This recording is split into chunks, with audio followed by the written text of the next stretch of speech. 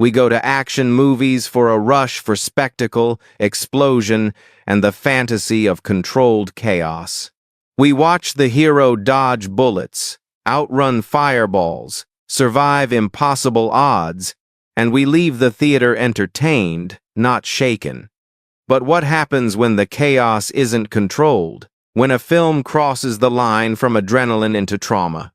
There's a category of action film that doesn't just blur the line between fiction and reality, it tears right through it.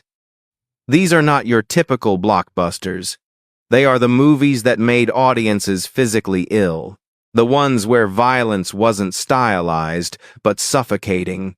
Where the line between acting and suffering felt disturbingly thin. Some were accused of glorifying revenge. Others were too bleak, too real, or too raw for distributors to handle. Censors intervened. Scenes vanished. Endings were rewritten. In a few cases, the films barely made it out alive, cut into versions that softened their most brutal truths. Or worse, buried them entirely. And yet, beneath the edits, behind the bans, there lingers a darker, unspoken version of these stories, one that studios tried to tame but could never fully erase. These weren't just action movies. They were war zones, psychological minefields, reflections of what violence actually does to the human body and to the human mind. Some of them you may have seen, but not in the form they were meant to be. Others were quietly shelved or faded into obscurity, but all of them left behind a trail of controversy, chaos, and whispers of something too real to be just fiction. Let's dive into 15 action films that almost didn't make it because they were just too real to be released. FACT Rolling Thunder, 1977. The revenge cut that went too far. At test screenings, audience members reportedly walked out in silence, some refusing to speak at all. Not because the film was bad, but because they were disturbed. Rolling Thunder was billed as a gritty revenge thriller, starring William Devane as a Vietnam POW returning to a country that no longer feels like home. When his wife and son are murdered and he loses his hand in a home invasion, he doesn't cry. He constructs a custom prosthetic and fills it with a hook. Directed by John Flynn, the original cut of the film leaned heavily into trauma realism. The violence wasn't stylized, it was intimate, quiet, and unnervingly precise. In one infamous scene, the protagonist tortures a suspect by calmly grinding his hook against the man's flesh. There was no music, no catharsis, just the raw mechanics of pain. 20th Century Fox panicked. They ordered severe edits before release, removing several sequences that they deemed emotionally damaging. The screenwriter, Paul Schrader, later claimed the studio had castrated the movie. Fans have long speculated about the lost footage, but no full original cut has ever surfaced. What remains is still a haunting film, but also a puzzle.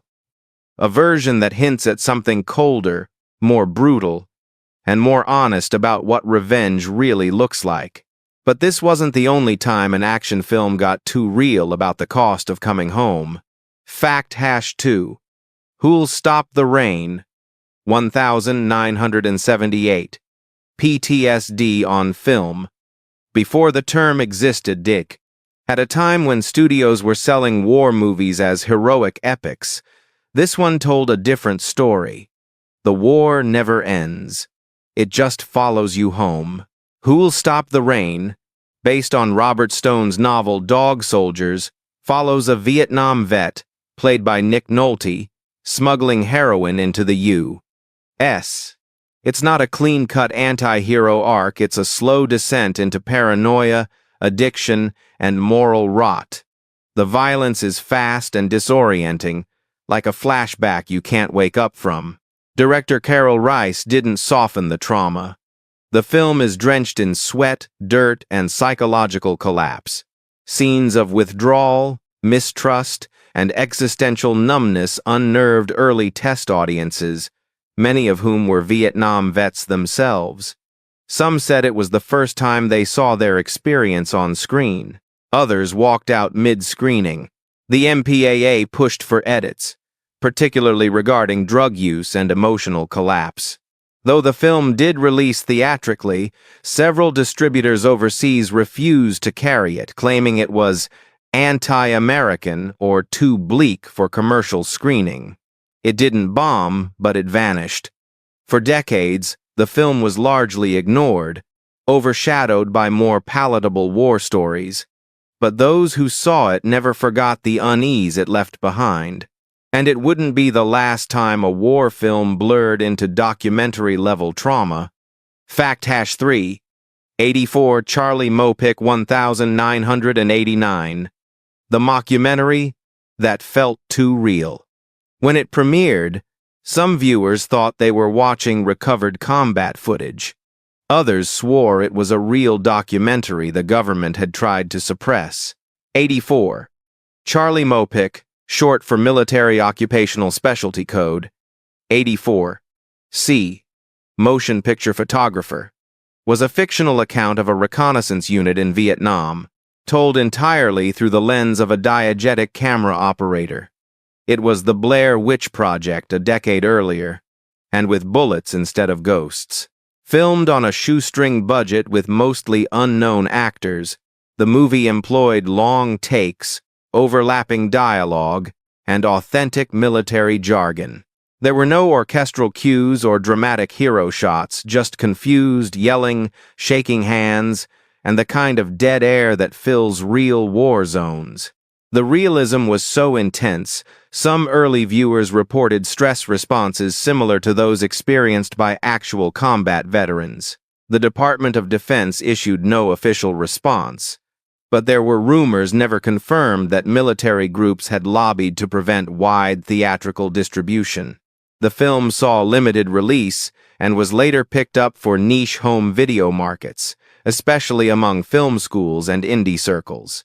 To this day, no mainstream distributor has attempted a re-release or remaster. It remains a cult object, a film that told too much truth, too soon. But sometimes, the danger didn't come from the subject matter, it came from what the film suggested about society itself. FACT #4. Cutter's Way. 1981. The anti-hero that made people uncomfortable. It wasn't the violence that disturbed audiences, it was the implication that no one in this film, not even the heroes, was truly clean. Cutter's Way begins like a noir thriller. A disillusioned veteran with one eye, one leg, and a haunted stare believes he's uncovered a murder conspiracy involving a local tycoon. But what unfolds is less a mystery than a slow disintegration of belief in justice, in truth, even in each other.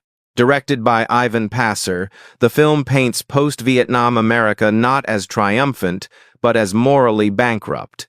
Jeff Bridges plays the passive friend pulled into a rabbit hole he doesn't want to see.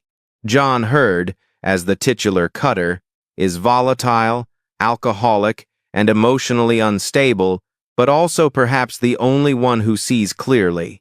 When the film was first screened, many test audiences responded with hostility.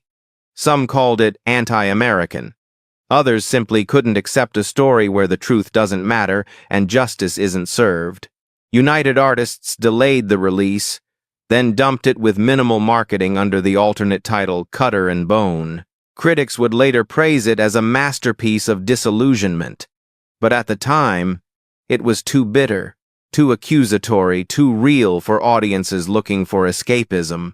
Still, there were directors who didn't just question morality. They weaponized fate itself. Hafty #5 Sorcerer, 1977. The action film that induced existential dread. No explosions, no car chases. Just 4 men, each already dead inside, driving trucks full of nitroglycerin through the jungle and hoping the road doesn't kill them first. William Friedkin's Sorcerer was meant to be a tense, atmospheric remake of The Wages of Fear. What he delivered instead was a brutal odyssey into despair. The first 45 minutes contain almost no dialogue. Each character's introduction involves failure, shame, or death. Then comes the journey, a nightmare of rain-slick cliffs, collapsing bridges, and soul-level exhaustion. Friedkin insisted on filming in real jungles with real trucks. The actors performed on unstable rope bridges dangling over waterfalls. One truck nearly fell off. Crew members quit. Roy Scheider reportedly suffered minor breakdowns during filming. There was no glamour, only attrition. Critics at the time were baffled. Audiences, expecting something closer to The French Connection, recoiled. Universal cut the budget for marketing and reduced its theatrical run. The studio buried the film after its poor box office, especially as Star Wars released weeks later and changed everything. But decades later, Sorcerer has been rediscovered. Not as a commercial hit, but as a psychological landmine disguised as an action film. Next came a film so charged with metaphor, some states refused to screen it at all. Fact-6. Southern Comfort, 1981. The action allegory that got too close to home. A training mission turns into a massacre, but the real threat isn't the enemy. It's each other. In Southern Comfort, a squad of National Guard reservists conducting exercises in the Louisiana Bayou accidentally antagonize a group of local Cajuns. What begins as a misunderstanding escalates into ambushes, psychological collapse, and mutiny within the ranks. Walter Hill directed the film with the precision of a war movie, but the tension was all internal. The soldiers, ill-prepared, overconfident, and armed with blanks, fall apart the moment they realize they're being hunted. There's no external enemy to demonize, just terrain, trauma, and poor decisions. When the film was screened for regional censors and state film boards, some deemed it anti-military. Several southern states reportedly refused to screen it altogether. The military itself distanced from the project, and the studio avoided marketing it as a war film to minimize backlash. But for those who did see it, the message hit hard. The enemy isn't always out there. Sometimes, it's the ego inside the uniform. And in the next film, that truth became even harder to ignore. Fact-7. The Dogs of War, 1980. A film too honest about mercenaries. The most uncomfortable thing about The Dogs of War wasn't the violence, it was the professionalism of it. Killing wasn't personal, it was procedure. Starring Christopher Walken as a jaded photojournalist drawn into a corporate-sponsored coup in Africa. The film initially presents itself like a standard action vehicle, but what unfolds is a cold, surgical depiction of modern warfare, stripped of nationalism, ideology, or even emotion. Director John Irvin, a veteran of war documentaries, staged firefights with an eerie detachment. No sweeping music, no slow-motion heroics, just practiced men doing ugly jobs for profit. In one chilling scene, Walken's character teaches local rebels how to manufacture improvised explosives using fertilizer and sugar step by step with deadpan clarity. When screened for international distributors, several European markets flagged the film for excessive paramilitary detail. American censors requested edits, particularly in scenes showing executions and torture, claiming it blurred the line between fiction and military instruction. The film was cut by nearly 12 minutes before its U.S. release. The original version, now known as the UK Uncut, contains several scenes still banned from certain broadcasters. The Dogs of War didn't just depict conflict, it detailed the commodification of it. And that made it dangerous. But few films pushed closer to the edge than the original ending of Rambo. Fact-First Blood, 1982. The ending that studios buried. Before he became a franchise icon, Rambo died, and it was supposed to feel like mercy. In the original cut of First Blood, John Rambo doesn't survive the final confrontation. Instead of surrendering, he begs Colonel Troutman to end it, and Troutman obliges, shooting him in cold blood. The scene was shot, scored, even previewed. But when test audiences reacted with gasps, silence, and visible distress, the studio panicked. Executives feared they'd just killed their own IP before it began. The film was re-edited with a more ambiguous ending. Rambo lives, walks out in handcuffs, and a potential franchise is born. Director Ted Kotcheff later described the original cut as devastating but honest. It showed a man broken by war, chewed up by the country he served, finally begging to stop feeling. The performance from Stallone, restrained, shattered, was a far cry from the muscle-bound mythos that would follow in the sequels. The original ending still exists and has surfaced on DVD extras, but it's rarely discussed and even more rarely shown in public screenings.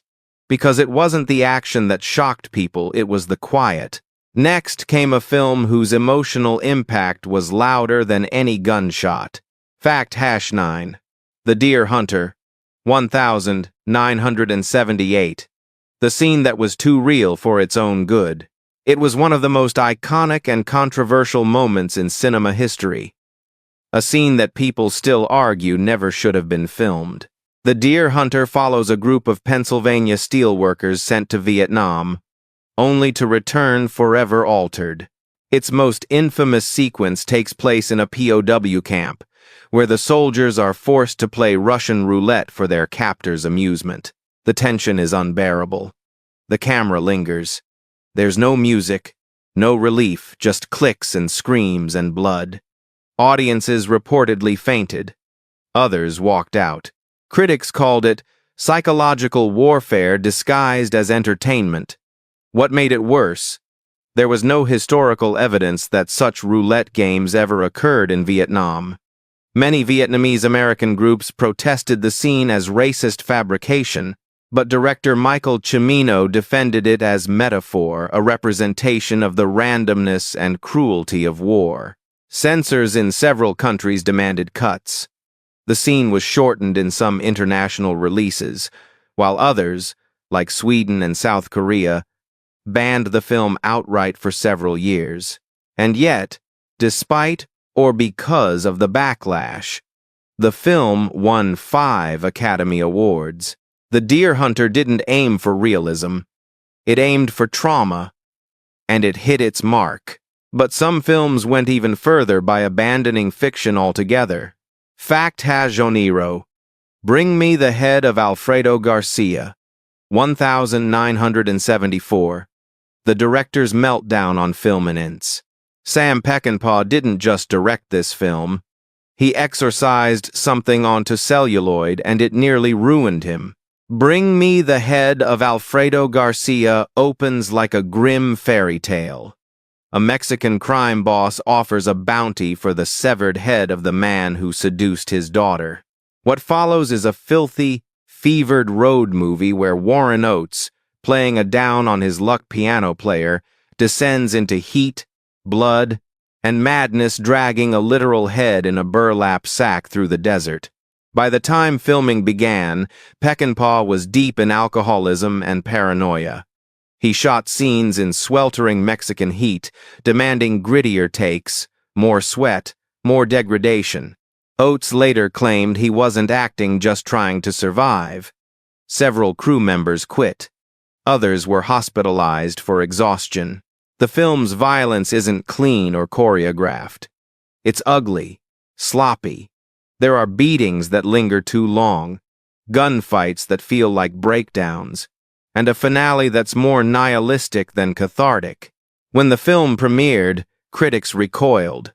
Studios buried it. The few who praised it called it a suicide note in celluloid. Years later, it gained a cult following, but even then, it divided audiences. Some saw it as genius, others as a breakdown masquerading as cinema. Either way, it's one of the rare action films where the real pain wasn't in the script, it was in the director's eyes.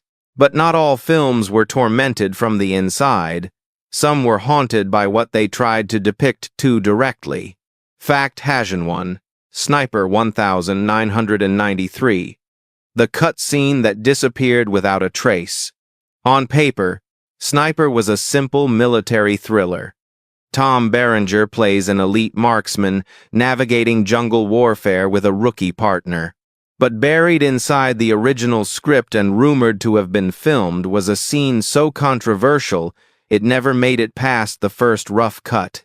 Multiple crew members later hinted at a sequence involving a sniper shot on a civilian hostage ordered by a corrupt commanding officer. The victim? A teenager used as bait. The scene reportedly showed the bullet's impact in slow motion, followed by several seconds of silence and the sniper vomiting. According to editor interviews, the footage was removed before test audiences ever saw it. The studio feared not just backlash, but a change in the film's genre identity. Sniper was supposed to be tense, not tragic. Years later, fans noticed jump cuts in the timeline and missing context in Berenger's character arc. Some believe the cut scene still exists in an archived workprint. Others argue it was never finished. Either way, the moment real or apocryphal continues to hang over the film like a blank space in the crosshairs. But sometimes, it wasn't just one scene, it was the entire film that became a scream too loud to ignore. Fact Hajan 2, Combat Shock 1984. The film so bleak, it was mistaken for propaganda. There's a line between hopelessness and exploitation, and Combat Shock doesn't just cross it, it obliterates it. Directed by Buddy Giovinazzo on a shoestring budget, the film follows a Vietnam vet wandering the decaying streets of Staten Island. He's jobless, hallucinating, caring for a chemically deformed infant, and spiraling into madness. There are no missions, no redemption arcs, only poverty, trauma, and despair. Filmed in real derelict buildings using guerrilla tactics, the movie captures a level of urban rot that critics described as emotionally unwatchable.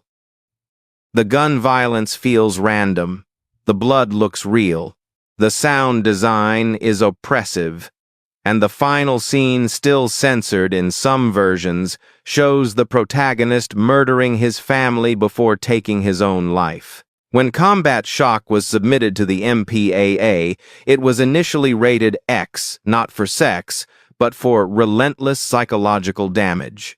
Distributors trimmed several scenes, especially those involving the infant and drug withdrawal. Even then, most theaters refused to carry it. Some assumed it was an anti-American propaganda film produced overseas. The irony?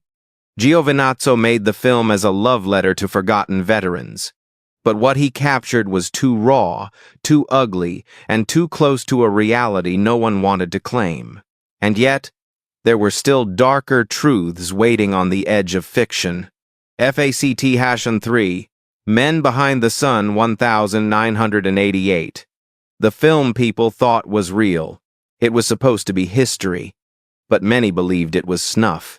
Men Behind the Sun, a Hong Kong-produced war film directed by T.F. Mo, depicts the atrocities committed by Japan's Unit 731 during World War II. Though not technically an action film, its intensity and graphic nature placed it in the same category of taboo cinema that pushed realism beyond audience comfort. Using a quasi-documentary style, the film stages autopsies, vivisections, and medical torture with such detail that multiple markets refused to classify it at all. A scene involving the dissection of a young boy led to urban legends that real cadavers were used. Another involving rats eating a restrained victim was so convincing that animal cruelty accusations surfaced. Though the director insisted everything was faked, the line between practical effect and potential war crime recreation became too blurry. In some countries, the film was banned not for its content, but for fear that its realism would incite psychological harm. To this day, Men Behind the Sun is still censored or unreleased in over a dozen countries. And while it's often filed under exploitation, its impact is more enduring. A film that forced audiences to confront horrors they would rather believe were fiction. But even the post-apocalyptic couldn't shield audiences from emotional devastation. Fact 4. Threads, 1984. The TV movie that scarred a generation. There are action films that thrill. There are war films that shock. And then there's Threads, a made-for-TV movie that left British audiences weeping in silence. Commissioned by the BBC, Threads imagined a full-scale nuclear war between NATO and the Soviet Union and the unflinching aftermath in Sheffield, England. But what sets it apart isn't the explosion. It's what comes after. Famine, radiation poisoning, social collapse, and generations born into trauma. Shot with a cinema verite style, Threads offered no score, no heroism, and no closure. Mothers give birth in rubble. Children are orphaned, mutated, feral. The government ceases to exist. Viewers tuned in expecting Cold War tension and were instead shown civilization ending in real time. Despite being a TV movie, the fallout was massive. Psychologists reported spikes in anxiety. Teachers showed it in classrooms, then faced backlash from parents. In the U.S., it was edited before airing. In the U.K., it aired once uncut, then vanished from prime time for nearly 2 decades. To this day, Threads is cited not just as a warning, but as a trauma. One that blurred the line between drama and mass emotional event. But even this wasn't the end. Some films struck so close to real-world crimes, they were forced into the shadows. Fact 5. The Kill Team, 2019. Fiction too close to fact. Sometimes, the real story is worse than the movie. But The Kill Team got close, maybe too close. Based on the true account of a 2010 U.S. Army scandal in Afghanistan, where soldiers were found guilty of murdering civilians for sport. This adaptation, directed by Dan Krause, who also made the original documentary, attempts to dramatize the inner descent of a young soldier into complicity. Unlike typical war films, The Kill Team avoids spectacle. There are no sweeping action sequences. Violence is sudden, awkward, and disturbing. One key scene where the unit leader calmly plants a grenade beside a corpse reportedly caused several audience members to leave during festival screenings. But the controversy wasn't just cinematic. The Pentagon declined to cooperate. Several military bases banned internal screenings. Veteran groups protested that the film portrayed U.S. troops as murderers rather than victims of broken command structures. Internationally, some streaming platforms refused to carry the title, citing concerns over politically sensitive portrayals of real incidents. The film never reached wide theatrical release. Its poster vanished from multiplexes within weeks. And yet, for those who did see it, The Kill Team wasn't fiction, it was a confession. But there was still one story left, one too strange to even make the main list. Bonus fact: Dead Presidents, 1995. The ending they tried to soften. This one didn't make the top 15, but it might just be the strangest of all. Dead Presidents, directed by the Hughes brothers, is a heist film on the surface, but beneath it lies something far more raw.